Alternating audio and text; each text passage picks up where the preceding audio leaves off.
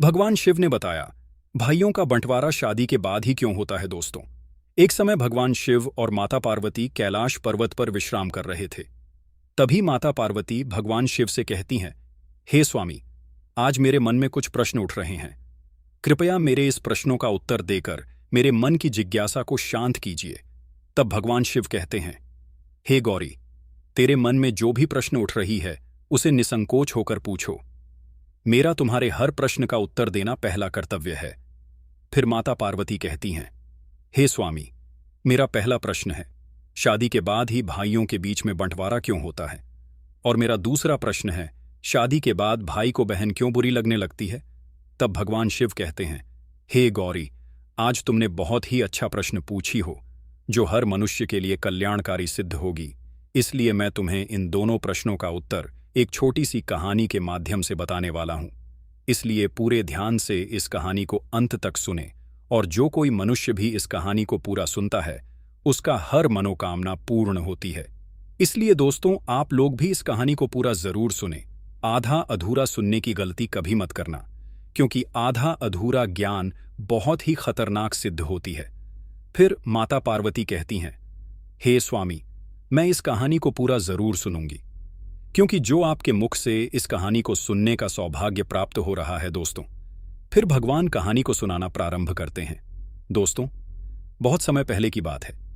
एक किसान अपनी पत्नी और 3 बेटों के साथ एक नदी के किनारे रहता था। किसान के तीनों बेटों की शादी हो चुकी थी और पूरा परिवार एक साथ सुख शांति से जीवन व्यतीत कर रहा था। एक दिन किसान की पत्नी ने अपने बेटों से कहा, बेटा, यह जमीन और जंगल तुम्हारे पिता के कठिन परिश्रम का परिणाम है। जमीन की उपज और जंगल की लकड़ी बेचकर ही तुम्हारे पिता ने इतने सारे मवेशी खरीदे और इतना बड़ा घर बनाया जिसमें हमारा सारा परिवार आराम से रह सकता है। दोस्तों, उस समय किसान के तीनों बेटे एक टीले पर खड़े थे, जहां से धान के लहलहा खेत दिखाई दे रहे थे। फसल कटाई के लिए तैयार थी और पके हुए धान की बालियां हवा में झूम रही थीं। किसान का सबसे छोटा बेटा, जिसका नाम श्याम था, अपनी मां से बोला, मां, आप सही कह रही हो, मुझे पिताजी के साथ सुबह सुबह खेतों में जाना बहुत अच्छा लगता था। आज भी मुझे वह दिन याद है। फिर भगवान शिव कहते हैं, हे गौरी, किसान का सबसे छोटा बेटा श्याम अपने पिता की तरह खेती में रुचि रखता था। उसे खलिहान में काम करना बहुत पसंद था। शाम को कड़ी मेहनत करनी पड़ती थी। उसे मजदूरों को संभालना, फसल की उपज को इकट्ठा करना और फिर उसके लिए सही खरीदार ढूंढना जैसे सभी कार्य करने पड़ते थे। किसान के 2 बड़े बेटे भी थे। सबसे बड़े बेटे का नाम प्रकाश था और उसने ज्योतिष का काम शुरू किया। फिर इस काम में उसे बहुत सफलता मिली और उसने काफी धन कमाया। दूसरे बेटे का नाम अनुज था, जिसने व्यापार में सफलता प्राप्त की और वह भी बहुत पैसे कमाने लगा। पूरे परिवार में खुशी का माहौल था और किसी को भी कोई कष्ट नहीं था।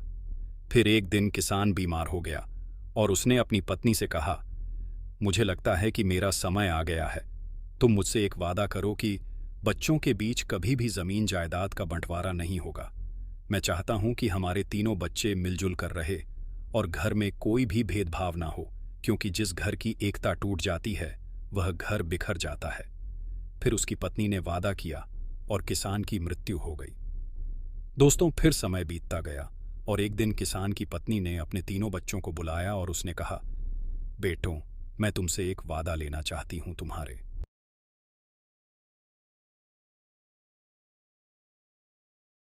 पिता की अंतिम इच्छा थी कि तुम्हारे बीच कभी भी जमीन जायदाद का बंटवारा नहीं होगा। तुम तीनों भाई और तीनों बहुएं हमेशा मिलजुल कर जीवन यापन करोगे, क्योंकि जिस घर की एकता टूट जाती है वह घर कभी भी उन्नत नहीं हो पाता है। दोस्तों, फिर वही किसान की पत्नी की बात को सुनकर के तीनों बेटे कहने लगे, हाँ माँ, आप जैसा चाहती हो, पिताजी की जैसी इच्छा थी। हम उनकी इच्छा के विरुद्ध कभी नहीं जाएंगे और तीनों भाई हमेशा प्रेम से रहेंगे। दोस्तों, फिर अपने बेटों की बात को सुनकर के मां को बहुत ही खुशी हुई। वहीं जो सबसे बड़ा बेटा, जिसका नाम प्रकाश था, वह ज्योतिष में बहुत ज्यादा निपुण था। इसलिए आसपास के लोग उस प्रकाश से कई मामलों में राय लेने आते थे, तो प्रकाश का गुजारा बढ़िया तरीके से हो जाता था। वहीं दूसरे नंबर का बेटा, जिसका नाम अनुज था, वह भी एक बड़ा व्यापारी था। उसकी भी कमाई ठीक ठाक हो जाती थी। वहीं सबसे बड़ी मुश्किल यह थी कि किसान का जो सबसे छोटा बेटा था, जिसका नाम श्याम था, वह कड़ी मशक्कत करता था, बहुत मेहनत करता था। सुबह से लेकर शाम तक खेतों में लगा रहता था, फिर भी उतनी कमाई नहीं कर पाता था जितनी कमाई दोनों बड़े भाई करते थे दोस्तों। फिर समय धीरे धीरे गुजरता गया। वही किसान के दो बड़े बेटे जो ठीक ठाक कमाई करते थे, वह अपने पिता को दिया हुआ वचन भूल जाते हैं और अपनी पत्नियों के साथ में ऐशो आराम का जीवन व्यतीत करने लगते हैं। वहीं जब किसान के दो बड़े बेटों की बहुएं ऐशो आराम का जीवन जीती हैं और जो सबसे छोटा बेटा श्याम था, उसकी पत्नी घर पर ही कमाई करती रहती है। उसे घूमने के लिए नहीं मिलता, ना ही उसे शौक करने के लिए मिलती। वहीं जब वह अपने बड़े जेठ और अपनी जेठानी को देखती है तो उसका हृदय दुखी होता है कि हम तो पिता के वचनों का पालन आज भी कर रहे हैं, लेकिन हमारे बड़े दोनों जेठ और दोनों जेठानी ऐसो आरा का जीवन जी रहे हैं दोस्तों। फिर भगवान शिव कहते हैं, हे पार्वती, वही किसान का सबसे छोटा बेटा जो श्याम था, एक दिन उसकी पत्नी जब बहुत ज्यादा दुखी हो गई और जब शाम को श्याम घर वापस आया तो उससे कहने लगी कि मेरे भाई के यहां से चिट्ठी आई है, उसने हमें अपने घर पर बुलाया है, हमारे आपके लिए न्योता भेजा है। कुछ दिनों पहले ही हमारे भाई ने अपना घर बनाया था, उसमें गृह प्रवेश होना है। वह यह चाहता है कि हम दोनों कुछ दिन के लिए उनके पास रहे दोस्तों। वहीं अपनी पत्नी की बात को सुनकर के किसान का छोटा लड़का कहने लगा, देखो, खेती में बहुत काम करना पड़ता है, मेरे पास में इतना समय नहीं है कि मैं तुम्हारे साथ में तुम्हारे मायके जा सकूं। यदि मैं तुम्हारे साथ तुम्हारे मायके चलूंगा तो खेती का काम खराब हो जाएगा, जिससे सब बर्बाद हो जाएगा। दोस्तों, फिर वही पत्नी तमतमा कर कहने लगी कि ठीक है, हम जीवन भर इसी घर में पड़े रहेंगे, हमारे मन की कोई इच्छा नहीं है दोस्तों। वही पत्नी को गुस्से में देख करके किसान का छोटा लड़का कहने लगा, ठीक है, मैं ऐसा करता हूं कि तुम्हारे जाने का इंतजाम कर देता हूं, पर मैं नहीं जा पाऊंगा दोस्तों। फिर उसकी पत्नी कहने लगी, यदि हम जाएंगे तो दोनों साथ जाएंगे, वरना कोई नहीं जाएंगे। वहीं पत्नी की बात को सुनकर के श्याम कहने लगा, ठीक है, जैसी तुम्हारी मर्जी, जाना है तो जाओ, नहीं जाना है तो मत जाओ दोस्तों। फिर भगवान शिव कहते हैं, हे पार्वती, वही किसान के सबसे छोटे बेटे की बहू अपने दोनों बड़े जेठ और जेठानी का नज़ारा देख करके पहले से ही छड़ी हुई थी कि महीना भर आराम करते हैं और ऐशो आराम का जीवन वह सभी बिताते हैं दोस्तों। फिर ऐसा सोच करके वह श्याम की पत्नी कहने लगी, क्या हमने घर का सभी काम करने का ठेका ले लिया है? घर में और खेती का काम हम दोनों मिलकर करते हैं और आपके दोनों बड़े भाई आपकी भाभियों के साथ में मौज मस्ती का जीवन जी रहे हैं। क्या आपने कभी सोचा है कि मेरा भी मन करता है हम भी शौकसान का जीवन जिए? फिर जब उनको है हम दोनों की कोई फिक्र ही नहीं है, वह तो दोनों बाहर रह कर के मौज मस्ती का जीवन जी रहे हैं, फिर अपने अपने पत्नियों के साथ में चारों ओर घूमने चले जाते हैं और मैं हमेशा इस घर में ही पड़ी रहती हूं। आप बताओ, क्या यह अन्याय नहीं है दोस्तों? फिर भगवान शिव कहते हैं, हे पार्वती, फिर तो अपनी पत्नी की बात को सुन करके श्याम की नींद खुल गई और फिर उसकी पत्नी आगे कहने लगी, अब तुम मेरी एक बात सुनो, जायदाद के बंटवारे की बात चलाइए ताकि हम लोग अलग रह सकें। यदि हम अलग रहेंगे तो हमको भी अपने घूमने के लिए कुछ समय मिलेगा दोस्तों। फिर इस प्रकार अपनी पत्नी की बात को सुनक के श्याम को लगा कि उसकी पत्नी सही कह रही है। मेरा काम मेरे भाई के काम से ज्यादा महत्वपूर्ण है, मेरी ही वजह से वह दोनों इतने ठाठ से और आराम से जीवन जीते हैं तथा मैं और मेरी पत्नी नौकरों की तरह इस घर में लगे रहते हैं दोस्तों। फिर एक दिन जब सभी भाई घर में खाना खा रहे थे तो किसान के सबसे छोटे लड़के ने अपनी माँ और भाइयों से कहा कि उसे जायदाद में उसका हिस्सा चाहिए, अब वह शामिल नहीं रहेगा। फिर वहीं अपने सबसे छोटे बेटे की बात को सुनकर कि माँ को बड़ा झटका लगा और उसने कहा, तुम्हारे पिता चाहते थे कि तुम सब मिलजुल कर एक होकर रहो दोस्तों। फिर वहीं सबसे छोटा बेटा कहने लगा, माँ, मैं अब शामिल नहीं रह सकता हूं। फिर तो दोनों भाइयों ने भी हामी भर दी और उन्होंने भी कहा, ठीक है, जायदाद का बंटवारा हो जाना चाहिए। वही जमीन जायदाद के सभी कागज जिनके आधार पर बंटवारा होना था वही सब तैयार की जाते हैं। वहीं बंटवारा होने से पहले किसान की पत्नी अपने तीनों बेटों से कहती है कि बंटवारा बाद में होगा, पहले हमारे घर की परंपरा है, कोई भी कार्य करने से पहले सबसे पहले भगवान जगन्नाथ के दर्शन अवश्य करने चाहिए। फिर अपनी माँ की बात को सुनकर के सभी बेटे तैयार हो जाते हैं और अपनी माँ की बात मान करके अगले दिन सभी बेटे अपनी पत्नियों और माँ के साथ में यात्रा पर निकल पड़ते हैं दोस्तों। फिर मंदिर में दर्शन करने के बाद में जब सभी भाई वापस लौट रहे तो उनकी माँ ने कहा, बच्चों, मैं बहुत थक गई हूं और मुझे बहुत तेज भूख लग रही है। आप सभी भी भूखे होंगे और बहुओं को भी भूख लग रही होगी। चलो एक काम करते हैं, किसी खक से स्थान पर बैठ करके कुछ खाना खा पी लेते हैं। दोस्तों, फिर गांव के बाहर ही एक पुराना मंदिर था और पास में ही खाने की दुकान थी। वहीं जब सभी परिवार खाना खाने की तैयारी करने लगा तो माँ ने कहा, बेटा, हम लोग खाना खाने के लिए तो जा रहे हैं, मगर रुपयों की थैली जो थी वह तो मैं कहीं भूल आई हूं, जिससे अब यहां से घर तक जाने के लिए हमें काफ़ी पैसा चाहिए और यहाँ खाना खाने के लिए भी हमें पैसा चाहिए। यदि हमारे पास पैसा नहीं होगा तो ना तो हम घर पर पहुंच पाएंगे और ना ही हमारा पेट भर पाएगा। अब तो एक ही उपाय है, जो कि मैं इन बहुओं के साथ में इसी मंदिर में रुकती हूँ और तुम तीनों भाई एक काम करो कि किसी गांव में जाकर के कोई काम ढूंढ लो जिससे कुछ रुपयों की जुगाड़ हो जाए। तीनों अलग अलग अपना काम करो। तुम जो भी कुछ कमा कर लाओगे उन्हीं पैसों से हम कुछ खा पाएंगे और यहाँ से घर पहुँच पाएंगे। दोस्तों, फिर तीनों बेटों ने अपनी माँ की राय मान ली और तीनों भाई अलग अलग दिशाओं में पैसा कमाने के लिए निकल पड़े। दोस्तों, फिर चलते चलते किसान का छोटा बेटा श्याम जब कुछ दूर बढ़ा तो वह एक स्थान पर पहुंचा जहां कुछ लोग गंभीर चर्चा कर रहे थे। फिर श्याम ने उनसे पूछा, आप लोग इतने उदास क्यों हैं? क्या बात है? क्या मैं आपकी मदद कर सकता हूं? वहां खड़े लोग बोले, इस जमीन के इस हिस्से में हमेशा पानी जमा रहता है और हम यहाँ कुछ भी उगा नहीं पाते हैं। फिर भी हमें राजा को इसका लगान देना पड़ता। अब हमें समझ में नहीं आ रहा कि क्या करें। तब श्याम ने कहा, अगर मैं आपको धान उगाने का तरीका बताऊं तो मुझे क्या इनाम मिलेगा? तब लोग बोले, अगर जमीन पर धान उगाने का तरीका बताओगे तो हम तुम्हें 200 चांदी की मुद्राएं देंगे। श्याम, जो बहुत ही कुशल किसान था, उसने लोगों को बताया, गोबर और मिट्टी को मिलाकर गोल बनाओ और उन्हें गीला और नरम रखो। फिर हर गोले में बीज डाल दो और उन्हें सूखने दो। तब गांव वालों ने ध्यान से उसकी बात सुनी और उन्होंने पूछा, इन गोलों का क्या करें? तब श्याम ने कहा, इन गोलों को इस जमीन में डाल दो। यह गोल जमीन में धंस जाएंगे और बीज भी अंकित हो जाएगा। दोस्तों, फिर गांव वालों ने श्याम के बताए हुए तरीके का पालन किया और उस बंजर जमीन में बीज अंकुरित हो गए। तब गांव वालों ने श्याम को धन्यवाद दिया और खुशी खुशी उसे 200 मुद्राएं भेंट की। दोस्तों, फिर श्याम उन मुद्राओं के साथ अपनी मां के पास उसी मंदिर में लौट आया। दोस्तों, किसान का दूसरा बेटा अनुज घूमते घूमते एक दिन एक ऐसे स्थान पर पहुंचा जहां उसने देखा कि एक व्यक्ति पेड़ के नीचे बैठा हुआ बहुत उदास नजर आ रहा था।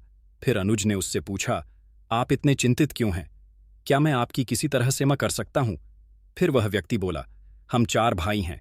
हमारे पिता के निधन से पहले उन्होंने अपनी सारी संपत्ति हम चारों में बांट दी थी, लेकिन एक काली बिल्ली थी जिसे बांटना बहुत मुश्किल था। हम सब ने तय किया कि बिल्ली हम सबके साथ रहेगी। फिर एक दिन उस बिल्ली की एक टांग टूट गई जो मेरे हिस्से में आई थी। मैंने उसकी जख्मी टांग पर तेल लगाकर पट्टी बांधी। बिल्ली को आज अच्छी लगती थी, इसलिए वह चूल्हे के पास सोने चली गई। जैसे ही वह सोई, चूल्हे से निकली एक चिंगारी उसके तेल लगे कपड़े पर गिर गई और आग लग गई। जब बिल्ली वहां से भागी तो आसपास के घरों में भी आग लग गई और सब कुछ जलकर राख हो गया। पड़ोसियों ने इसका सारा दोष मुझ पर मर दिया, क्योंकि आग की शुरुआत उस टांग से हुई थी जो मेरे हिस्से में आई थी। मामला पंचायत तक पहुंचा और पंचों ने कहा कि जिस टांग से आग लगी वह मेरे हिस्से की थी, इसलिए पूरा नुकसान मुझे ही भरना होगा। लेकिन मेरे पास इतने पैसे नहीं हैं। अब मैं क्या करूं? इसी वजह से मैं चिंतित हूं। उस व्यक्ति की बात सुनकर अनुज ने कहा, चिंता मत करो, अगर मैं तुम्हारी समस्या का समाधान कर दूं तो तुम मुझे क्या दोगे? फिर व्यक्ति ने जवाब दिया, अगर तुम मेरी समस्या का समाधान कर दोगे तो मैं तुम्हें 400 सोने के सिक्के दूंगा। शर्त मानने के बाद अनुज ने कहा, ठीक है, तुम अपने पड़ोसियों और गांव के बुजुर्गों को बुलाओ, मैं शीघ्र ही आऊंगा। व्यक्ति ने गांव के सभी लोगों को बुला लिया। जब सब लोग इकट्ठा हो गए और हर किसी की बात सुनी गई, तब अनुज ने कहा, यह सच है कि सारा नुकसान बिल्ली ने किया है, और यह भी सही है कि उस जख्मी टांग पर तेल की पट्टी बंद थी।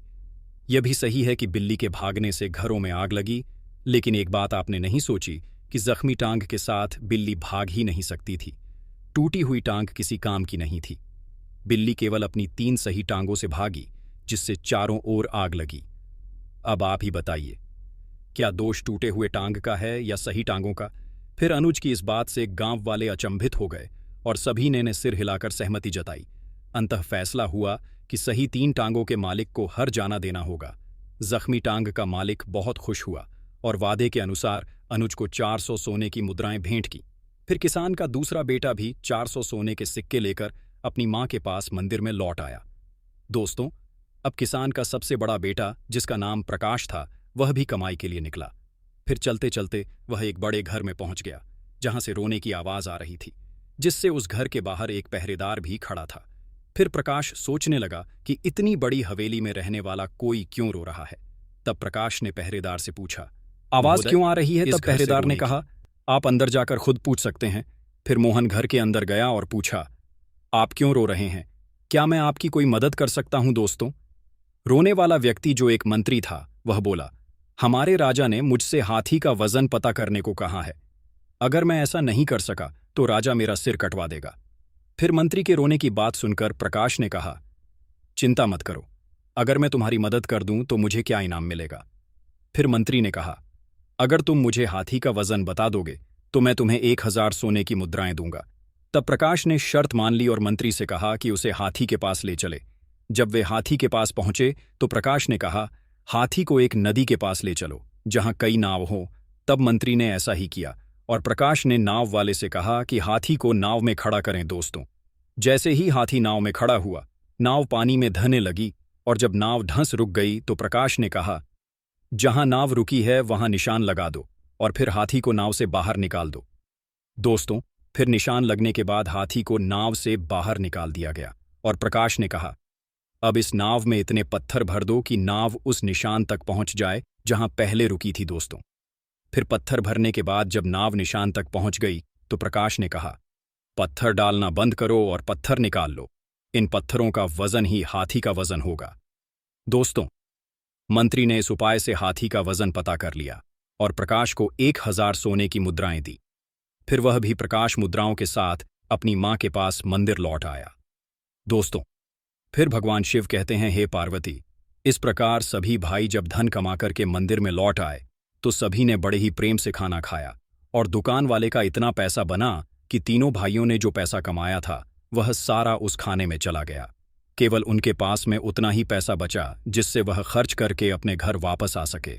दोस्तों, जब किसान की पत्नी अपने बच्चों और बहुओं के साथ में घर वापस आई तो उसने रुपयों वाली थैली एकदम से निकाल करके अपने बेटों के सामने रख दी और कहा, मैंने जानबूझ करके इस थैली को छुपा लिया था ताकि मैं तुम्हें समझा सकूं कि एकता में कितनी शक्ति होती है, क्योंकि तुम तीनों भाइयों ने मिलकर के जो भी धन कमाया था उस धन को इकट्ठा करके ही हम लोगों को खाना मिला और बचे हुए पैसों से हम अपने घर आ सके। यदि तीनों भाई मिलकर के एक जगह कमाई एकत्रित नहीं करते तो आज हम न पेट भरकर खाना खा पाते और न ही वापस घर पर आ पाते। इसलिए हमेशा ध्यान रखना, जब तक झाड़ू बंधी है तब तक उससे सफाई हो सकती है। जब उसकी सीख बिखर जाती है तो फिर झाड़ू किसी काम की नहीं रहती। इस प्रकार जब तक तुम तीनों के अंदर एकता का भाव रहेगा तब तक इस घर की उन्नति होती रहेगी और जिस दिन बंटवारा हो गया उस दिन इस घर की उन्नति रुक जाएगी। इसीलिए तुम्हारे पिताजी ने मरने से पहले मुझसे वचन लिया था कि मैं 3 बच्चों के अंदर कभी बंटवारा ना होने दूंगी। दोस्तों, फिर भगवान शिव कहते हैं, हे पार्वती, तुमने पूछा था कि शादी के बाद भाइयों के बीच बंटवारा क्यों होता है। तो समझो, अक्सर लोग कहते हैं कि बंटवारा बहुओं के कारण होता है, लेकिन ऐसा नहीं है। बंटवारे की नौबत इसलिए आती है क्योंकि जब 2 भाई ज्यादा कमाते हैं और एक भाई कम कमाता है तो ज्यादा कमाने वाले भाई अपनी पत्नियों के साथ ऐशो आराम की जिंदगी जीने लगते हैं और कम कमाने वाले भाई की अहमियत नजरों में कम हो जाती है। कम कमाने वाले भाई की पत्नी यह सब देखती है कि दिन रात मेहनत करने के बावजूद उनका जीवन कठिन है, जबकि घर की जिम्मेदारी निभाते हुए भी उनके जेठ अपनी पत्नियों के साथ शानदार जीवन। यह स्थिति उसे बुरी लगती है और वह अपने पति से कहती है कि अगर हमें मेहनत ही करनी है तो अलग रहना बेहतर है, क्योंकि कम से कम जो कमाएंगे वह हमारा होगा और हम अपनी इच्छाओं के अनुसार जी सकेंगे। दोस्तों, यहीं से भाइयों के बीच दरार पड़ने लगती है और बंटवारा हो जाता है। भाइयों के बंटवारे को रोकने में माता पिता का महत्वपूर्ण योगदान होता है। यदि माता पिता अपने बच्चों में संस्कार डाले कि चाहे कोई कमाए ज्यादा या कम, सभी भाई अपनी अपनी कमाई एक जगह एकत्र करें और एक साथ बैठकर निर्णय ले कि क्या करना है और सभी बहुओं को समान अधिकार दें, तो बंटवारा नहीं होगा। यदि ऐसा होगा तो इस बुद्धिमान मां के बच्चों की तरह घर में कभी बंटवारा नहीं होगा। दोस्तों, साथ ही यह 5 बातें सभी भाई और उनकी पत्नियों को हमेशा गुप्त रखनी चाहिए, जिससे परिवार की एकता हमेशा बनी रहे। यह 5 बातें हमेशा परिवार को टूटने से बचाती हैं। नंबर 1, यदि किसी भाई को कभी भी धन की हानि हो या उसका धन बर्बाद हो जाए तो यह बात को किसी अन्य को ना बताएं। धन ऐसी चीज है जो इंसान का बल होता है, और जब लोगों को यह पता चलता है कि इनके पास में धन नहीं है तो वह आपका सम्मान करना बंद कर देते हैं और आपकी प्रतिष्ठा धूमिल कर देते हैं। धन हाने पर लोग कभी मदद नहीं करते, बल्कि आपका उपहास उड़ाते हैं। इसीलिए धन का आना या धन का जाना, दोनों ही बातें हमेशा सभी भाइयों को खुद तक रखनी चाहिए, और कभी भी किसी भाई को अपने भाई की कोई भी धन संबंधी बात किसी दूसरे के साथ में साझा नहीं करनी चाहिए। नंबर 2, किसी भी पुरुष को हमेशा अपने जीवन और घर की बात को हमेशा अपने तक ही रखना चाहिए। खासकर पत्नियां, उसके चरित्र के बारे में कभी किसी से बात नहीं करनी चाहिए। जो पुरुष स्त्री का सम्मान नहीं करता, उस पुरुष का समाज में कभी सम्मान नहीं होता। ऐसे पुरुष की प्रतिष्ठा हमेशा दांव पर रहती है। इसीलिए अपने परिवार में सभी स्त्रियों का सम्मान करें और अपने परिवार की बातें कभी किसी को ना बताएं। नंबर 3, अपने भाई के दुख या राज की बातें कभी दूसरों को ना बताएं। ऐसा करने से आपके लिए घातक समस्या उत्पन्न होती है, क्योंकि जिस व्यक्ति को आप अपने भाई के राज्य की बातें बताएंगे और यदि विपरीत परिस्थितियों में आपकी उससे मित्रता टूट जाएगी, तो वह आपके भाई की सारी राज्य की बातें चारों ओर सार्वजनिक कर देगा। वहीं लोगों के बीच में आप केवल के पात्र बन जाएंगे और फिर बाद में इस दुख से आप बहुत दुखी होंगे। इसलिए कभी भी अपने घर या परिवार या खुद की बातें किसी के सामने ना बताएं, चाहे वह कितना भी प्रिय मित्र क्यों ना हो। नंबर 4, यदि आप या आपका भाई किसी के द्वारा ठगे गए हो या किसी ने धोखा दिया हो, तो यह बात सभी भाइयों को अपने तक ही रखनी चाहिए। अपनी ही ठगी का जिक्र करने का मतलब है कि आप अपना मखौल खुद ही उड़ाते हैं। यदि आप ऐसा करेंगे तो लोग आपको मूर्ख समझेंगे। इसलिए कभी भी किसी भाई को ऐसा नहीं करना चाहिए। यदि आपके भाई को किसी ने कभी धोखा दे दिया है, तो कभी भी परिवार की बातें दूसरों के सामने जाहिर न करें। इससे भाइयों के बीच में फूट पैदा होती है। नंबर 5, यदि कभी भी आपके भाई का कहीं अपमान हो जाए तो यह बात कभी किसी के साथ में साझा ना करें, क्योंकि हर समय समान बने रहना ही व्यक्ति को आगे बढ़ाता है। यदि जीवन में आपका या आपके भाई का कहीं अपमान हुआ हो, तो कभी भी दूसरे के समक्ष जग जाहिर नहीं करना चाहिए, क्योंकि ऐसा करके आप अपना सम्मान स्वयं ही गिराने का कारण बनते हैं। इससे भाइयों के बीच में फूट पैदा होती है। दोस्तों, फिर भगवान शिव कहते हैं, हे पार्वती, वही तुम्हारा दूसरा प्रश्न था कि शादी के